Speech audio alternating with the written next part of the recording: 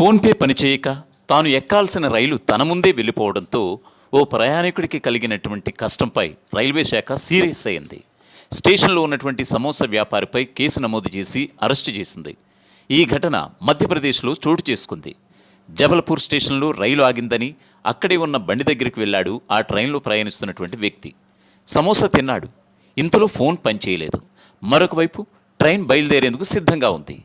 ఆ ప్రయాణికుడు ఫోన్పే పనిచేయడం లేదని ఎంత చెప్పినా వినకుండా డబ్బులు కట్టాల్సిందే అంటూ కూడా కాలర్ పట్టుకున్నాడు సదరు సమోసా వ్యాపారి. తాను ఎక్కాల్సిన రైలు తన కళ్ళెదుటే మూవ్ అయిపోయింది.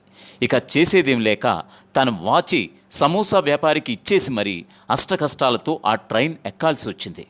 ఈ వీడియో సోషల్ మీడియాలో వైరల్ కావడంతో సదరు సమోసా వ్యాపారిపై కేసు నమోదు చేశారు రైల్వే పోలీసులు. సదరు ఆ వ్యక్తిని అరెస్టు చేశారు.